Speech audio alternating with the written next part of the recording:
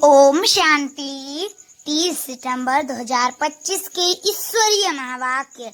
पहले सुनते हैं मुरली का मुख्य पॉइंट्स। आज बाबा ने कहा, श्री बाबा आए हैं दुख हरने और सुख देने, इसलिए बच्चों को भी कभी किसी को दुख नहीं देना है। ऊंच पद वही पाएंगे जो श्रीमत पर चलते, हठ नहीं करते और हर कार्य में बाप की राय मानते हैं। गैलप कर पढ़ाई करने वाले ही अपने को राज तिलक दे पाते हैं और स्कॉलरशिप पाते हैं। लास्ट में बाबा ने कहा, साधारण रहना है, यह समय वनवास का है, कोई आशा या अपेक्षा नहीं रखनी है। विनाश से पहले बाप का पैगाम सबको देना है, मुझे याद करो विकर्म कटेंगे और पावन बनोगे। और अब सुनते हैं महावाक्यों को विस्तार से। मुरली का सार। मीठे बच्चे, बाप आए हैं सबके दुख हर कर सुख देने, इसलिए तुम दुख हरता की बच्चे किसी को भी दुख मत दो। प्रश्न, ऊंच पद पाने वाले बच्चों की मुख्य निशानी क्या होगी? उत्तर, 1. वे सदा श्रीमत पर चलते रहेंगे। 2. कभी हट नहीं करेंगे। 3. अपने को आपे ही राज तिलक देने के लिए पढ़ाई पढ़कर गैलप करेंगे। 4. अपने को कभी घाटा नहीं डालेंगे। 5. सर्व प्रति रहमदिल और कल्याणकारी बनेंगे, उन्हें सर्विस का बहुत शौक होगा। 6. कोई भी तुच्छ काम नहीं करेंगे, लड़ेंगे झगड़ेंगे नहीं। गीत तूने रात गवाई सो के। ओम शांति। रूहानी बच्चे रूहानी बाप के सामने बैठे हैं। अब इस भाषा को तो तुम बच्चे ही समझते हो और कोई नया समझ न सके। हे रूहानी बच्चे, ऐसे कभी कोई कह न सके, कहने आएगा ही नहीं। तुम जानते हो हम रूहानी बाप के सामने बैठे हैं, जिस बाप को यथार्थ रीति कोई भी जानते नहीं। भल अपने को भाई भाई भी समझते हैं, हम सब आत्माएं हैं। बाप एक है परंतु यथार्थ रीति नहीं जानते। जब तक सम्मुख आकर समझे तब तक समझे भी कैसे? तुम भी जब सम्मुख आते हो तब समझते हो। तुम ही हो ब्राह्मण ब्राह्मणियाँ, तुम्हारा सरनेम ही है ब्रह्मावंशी ब्रह्मा कुमार कुमारियाँ। शिव की तो सब आत्माएं हैं, तुमको शिव कुमार व शिव कुमारी नहीं कहेंगे, यह अक्षर रंग हो जाता। तुम हो तो कुमारी भी हो। शिव की सब आत्माएं हैं, कुमार कुमारी कब कहा जाता? जब मनुष्य के बच्चे बनते हैं। शिव के बच्चे तो निराकारी आत्माएं हैं ही, मूल वतन में सब आत्माएं ही रहती हैं, जिनको शालिग्राम कहा जाता है। यहाँ आते हैं तो फिर कुमार और कुमारियाँ बनते हैं जिस्मानी। वास्तव में तुम हो कुमार शिव बाबा के बच्चे। कुमारियाँ और कुमार तब बनते जब शरीर में आते हो। तुम भी के हो, इसलिए भाई बहन कहलाते हो। अभी इस समय तुमको नॉलेज मिलती है। तुम जानते हो बाबा हमको पावन बना कर ले जाएंगे। आत्मा जब जितना बाप को याद करेगी तो पवित्र बन जाएगी। आत्माएं ब्रह्मा मुख से यह नॉलेज पढ़ती हैं। चित्रों में भी बाप की नॉलेज क्लियर है। शिव बाबा ही हमको पढ़ाते हैं, ना श्री कृष्ण पढ़ा सकते, ना श्री कृष्ण द्वारा बाप पढ़ा सकते हैं। श्री कृष्ण तो वैकुंठ का प्रिंस है, यह भी तुम बच्चों को समझाना है। श्री कृष्ण तो स्वर्ग में अपने माँ बाप का बच्चा होगा, स्वर्गवासी बाप का बच्चा होगा। वो वैकुंठ का प्रिंस है, उनको भी कोई जानते नहीं। श्री कृष्ण जयंती पर अपने अपने घरों में श्री कृष्ण के लिए झूले बनाते हैं, व मंदिरों में झूले बनाते हैं। माताएं जाकर गोलक में पैसे डालती हैं, पूजा करती हैं। आजकल क्राइस्ट को भी श्री कृष्ण मिशल बनाते हैं, ताज आदि पहना कर माँ की गोद में देते हैं, जैसे श्री कृष्ण को दिखाते हैं। अब श्री कृष्ण और क्राइस्ट राशि तो एक ही रही है वो लोग कॉपी करते हैं। नहीं तो श्री कृष्ण के जन्म और क्राइस्ट के जन्म में बहुत फ़र्क है। क्राइस्ट का जन्म कोई छोटे बच्चे के रूप में नहीं होता है। क्राइस्ट की आत्मा ने तो कोई में जाकर प्रवेश किया है, विष से पैदा हो न सके। आगे क्राइस्ट को कभी छोटा बच्चा नहीं दिखाते थे। क्रॉस भी दिखाते हैं, अभी दिखाते हैं। बच्चे जानते हैं धर्म स्थापक को कोई ऐसे मार न सके तो किसको मारा? जिसमें प्रवेश किया उनको दुख मिला। सतो प्रधान आत्मा को दुख कैसे मिल सकता? उसने क्या कर्म किए जो इतने दुख भोगे? आत्मा ही सतो प्रधान अवस्था में आती है, सबका हिसाब किताब चुकटू होता है। इस समय बाप सबको पावन बनाते हैं, वहाँ से सतो प्रधान आत्मा आकर दुख भोग न सके। आत्मा ही भोगती है ना। आत्मा शरीर में है तो दुख होता है। मुझे दर्द है, यह किसने कहा? इस शरीर में कोई रहने वाला है, वह कहते हैं परमात्मा अंदर है तो ऐसे थोड़े ही कहेंगे हमको दुख है। सर्व में परमात्मा विराजमान है तो परमात्मा कैसे दुख भोगेगा? यह आत्मा पुकारती है, हे परमपिता परमात्मा हमारे दुख हरो। पारलौकिक बाप को ही आत्मा पुकारती है। अभी तुम जानते हो बाप आया हुआ है, दुख हरने की युक्ति बता रहे हैं। आत्मा शरीर के साथ ही एवर हेल्दी वेल्दी बनती है। मूल वतन में तो हेल्दी वेल्दी नहीं कहेंगे, वहाँ कोई सृष्टि थोड़े ही है, वहाँ तो है ही शांति सदर में टिके हुए हैं। अभी बाप आए हैं सबके दुख हर कर सुख देने, तो बच्चों को भी कहते हैं तुम मेरे बने हो, किसको दुख नहीं देना। यह लड़ाई का मैदान है परंतु गुप्त, वह है प्रत्यक्ष। यह जो गायन है युद्ध के मैदान में जो मरेंगे वह स्वर्ग में जाएंगे, उसका अर्थ भी समझाना पड़े। इस लड़ाई का महत्व देखो कितना है। बच्चे जानते हैं उस लड़ाई में मरने से कोई स्वर्ग में जा न सके, परंतु गीता में भगवान वाच है, उनको मानेंगे तो सही ना। भगवान ने किसको कहा? उस लड़ाई वालों को कहा या तुमको कहा? दोनों को कहा। उन्हों को भी समझाया जाता है। अपने को आत्मा समझ बाप को याद करो, यह सर्विस अभी भी करनी है। अब तुम स्वर्ग में आकर जाना चाहते हो तो पुरुषार्थ करो। लड़ाई में तो सब धर्म वाले हैं, सिख भी हैं, वो तो सिख धर्म में ही जाएंगे। स्वर्ग में तो सब आ सकेंगे जब तुम ब्राह्मणों से आकर ज्ञान ले। जैसे बाबा के पास आते थे तो बाबा समझाते थे, तुम लड़ाई करते शिव बाबा की याद में रहेंगे तो स्वर्ग में आ सकेंगे। बाकी ऐसे नहीं कि स्वर्ग में राजा बनेंगे, नहीं। जास्ती उन्हों को समझा भी नहीं सकते हो, उनको थोड़ा ही ज्ञान समझाया जाता है। लड़ाई में अपने इष्ट देवता को याद जरूर रखते हैं। सिख होगा तो गुरु गोविंद की जय कहेंगे। ऐसा कोई नहीं जो अपने को आत्मा समझ परमात्मा को याद करे। बाकी हाँ, जो बाप का परिचय लेंगे तो स्वर्ग में आ जाएंगे।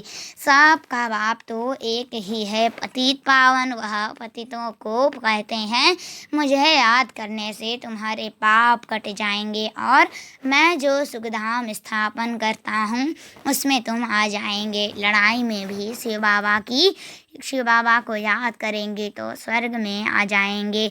उस युद्ध के मैदान की बात है और है यहाँ और है, उस युद्ध के मैदान की बात और है यहाँ और है। बाप कहते हैं ज्ञान का विनाश नहीं होता है। शिव बाबा के बच्चे तो सब हैं। अब शिव बाबा कहते हैं मामे कम याद करने से तुम मेरे पास आ जाएंगे। मुक्तिधाम फिर जो ज्ञान सिखाया जाता है वह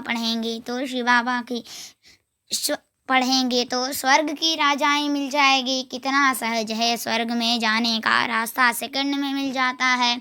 हम आत्मा बाप को याद करते हैं। लड़ाई के मैदान में तो खुशी से जाना है, कर्म तो करना ही है। देश के बचाव के लिए सब कुछ करना पड़ता है, वहाँ तो है ही वहाँ तो है ही एक धर्म मतभेद की कोई बात नहीं। यहाँ कितना मतभेद है, पानी पर जमीन पर झगड़ा, पानी बंद कर देते हैं तो पत्थर मारने लग पड़ते हैं, एक दो को अनाज नहीं देते तो झगड़ा हो जाता है। तुम बच्चे जानते हो हम अपना स्वराज्य स्थापन कर रहे हैं, पढ़ाई से राज्य पाते हैं, नई दुनिया जरूर स्थापन होनी है। नूद है तो कितनी खुशी होनी चाहिए, कोई भी चीज़ में लड़ने झगड़ने की कोई बात नहीं, रहना भी बहुत साधारण है। बाप ने समझाया है तुम ससुर घर जाते हो इसलिए अब वनवाह में हो, सभी आत्माएं आएंगी, शरीर थोड़े ही जाएंगे, शरीर का अभिमान भी छोड़ देना है। हम आत्मा हैं, 84 जन्म अब पूरे हुए हैं। जो भी भारतवासी हो बोलो भारत स्वर्ग था, अब तो कलयुग है, कलयुग में अनेक धर्म हैं, सतयुग में एक ही धर्म था, भारत फिर से स्वर्ग बनना है, समझते भी हैं भगवान आया हुआ है, आगे चल भविष्यवाणी करते रहेंगे, वायुमंडल देखेंगे ना तो बाप बच्चों को समझाते हैं, बाप तो सभी का है ना, सबका हक है। बाप कहते हैं मैं आया हूँ और सबको कहता हूँ मामेकम याद करो तो तुम्हारे विकर्म विनाश होंगे। अभी तो मनुष्य समझते हैं कभी भी लड़ाई हो सकती है, यह तो कल भी हो सकती है, लड़ाई जोर भरने में देरी थोड़े ही लगती है, परंतु तुम बच्चे समझते हो अभी हमारी राजधानी स्थापन हुई नहीं है तो विनाश कैसे हो सकता है। अर्जुन बाप का पैगाम ही चारों तरफ कहाँ दिया है, पतित पावन बाप कहते हैं मुझे याद करो तो विकर्म विनाश होंगे, यह पैगाम सबके कानों पर जाना चाहिए। भल लड़ाई लगे, बॉम्ब्स भी लग जाए, परंतु तुमको निश्चय है कि हमारी राजधानी जरूर स्थापन होनी है, तब तक विनाश हो नहीं सकता। विश्व में शांति कहते हैं ना, विश्व में वार होगा तो विश्व को खत्म कर देंगे। यह है विश्वविद्यालय, सारे विश्व को तुम नॉलेज देते हो, एक ही बाप आकर सारे विश्व को पलटाते परिवर्तन करते हैं। वो लोग तो कल्प की आयु ही लाखों वर्ष कह देते हैं, तुम जानते हो इनकी आयु पूरे 5000 वर्ष है।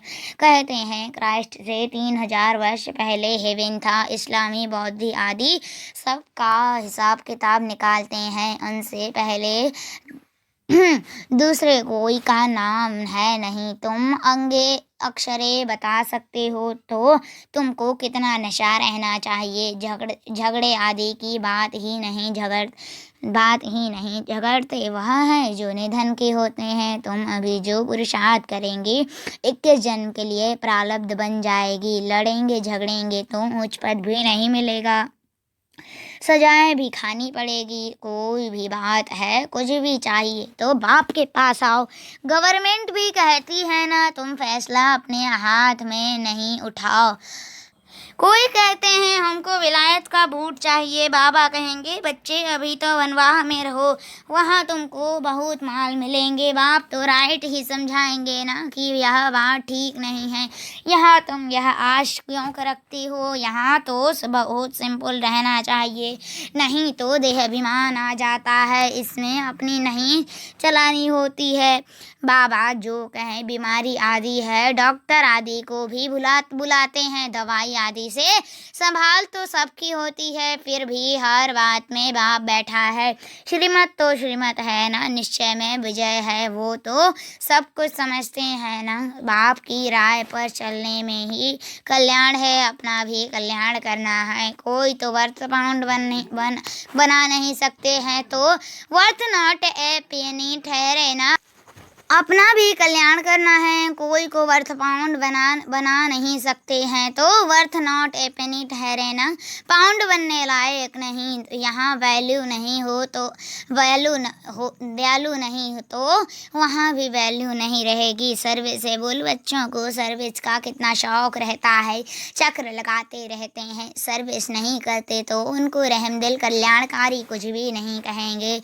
बाबा को याद नहीं करते तो तुच्छ काम करते रहेंगे, पद भी तुच्छ पाएंगे। ऐसे नहीं, हमारा तो शिव बाबा से योग है, तो यह तो है ही भी के शिव बाबा ब्रह्मा द्वारा है ज्ञान दे सकते हैं। सिर्फ शिव बाबा को याद करेंगे तो मुरली कैसे सुनेंगे, फिर नतीजा क्या होगा। पढ़ेंगे नहीं तो पद क्या पाएंगे। यह भी जानते हैं सबकी तकदीर ऊंच नहीं बनती है, वहाँ भी तो नंबरवार पद होंगे। पवित्र तो सबको होना है, आत्मा पवित्र बनने बिगर शांति धाम जा नहीं सकती। बात समझाते हैं तुम सबको, यह ज्ञान सुनाते चलो। कोई भला भी नहीं भी सुनते हैं, आगे चलकर जरूर सुनेंगे। अभी कितने भी विघ्न तूफान जोर से आए तुम्हें डरना नहीं है, क्योंकि नए धर्म की स्थापना होती है ना। तुम गुप्त राजधानी स्थापन कर रहे हो। बाबा सर्विसेबल बच्चों को देखकर खुश होते हैं।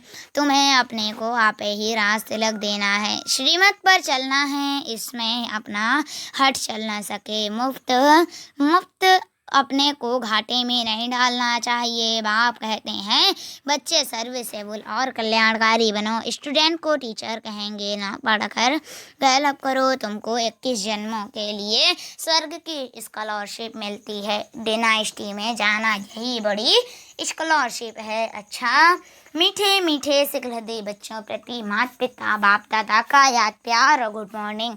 रूहानी बाप की रूहानी बच्चों को नमस्ते। हम रूहानी बच्चों की रूहानी माता पिता बाप दादा को याद प्यार और गुड मॉर्निंग। नमस्ते नमस्ते नमस्ते। शुक्रिया बाबा, शुक्रिया। धारणा के लिए मुख्य सार, पहला पॉइंट, संगम पर बहुत सिंपल साधारण रहना है, क्योंकि यह वनवाह में रहने का समय है। यहाँ कोई भी आश नहीं रखनी है, कभी अपने हाथ में लौ नहीं लेना है, लड़ना झगड़ना नहीं है।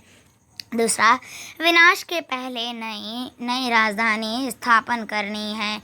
करने के लिए सबको बाप का पैगाम देना है कि बाप कहते हैं मुझे याद करो तो विकर्म विनाश हो और तुम पावन बनो। वरदान है आज का, संतुष्टता की विशेषता द्वारा सेवा में सफलता मूर्त बनने वाले संतुष्टमणि भव। संतुष्टता की विशेषता द्वारा सेवा में सफलता मूर्त बनने वाले संतुष्टमणि भव। विस्तार, सेवा का विशेष गुण संतुष्टता है। यदि नाम सेवा हो और स्वयं भी डिस्टर्ब हो वह दूसरों को भी डिस्टर्ब करें तो ऐसी सेवा न करना अच्छा है। जहाँ स्वयं के प्रति व संपर्क वालों से संतुष्टता नहीं, वह सेवा न स्वयं को फल की प्राप्ति कराती है, सेवा न स्वयं को फल की प्राप्ति कराती है, न दूसरों को। इसलिए पहले एकांतवासी बन स्व परिवर्तन द्वारा संतुष्ट मणि का वरदान प्राप्त कर फिर सेवा में आओ, तब सफलता मूर्त बनेंगे। स्लोगन, विघ्नों रूपी पत्थर को तोड़ने में समय न गंवाकर उसे हाई जंप देकर पार करो। विघ्नों रूपी पत्थर को तोड़ने में समय न गंवाकर उसे हाई जंप देकर पार करो। अव्यक्त इशारे, अब लगन की अग्नि को प्रज्वलित कर योग को ज्वाला रूप बनाओ। ज्वाला स्वरूप याद के लिए मन और बुद्धि दोनों को एक तो पावरफुल ब्रेक चाहिए और मोड़ने की भी शक्ति चाहिए। इससे बुद्धि की शक्ति व कोई भी एनर्जी वेस्ट ना होकर जमा होती जाएगी। जितनी जमा होगी उतना ही परखने की, निर्णय करने की शक्ति बढ़ेगी। इसके लिए आप संकल्पों का विस्तार बंद करते चलो, अर्थात समेटने की शक्ति धारण करो। अच्छा, ओम शांति।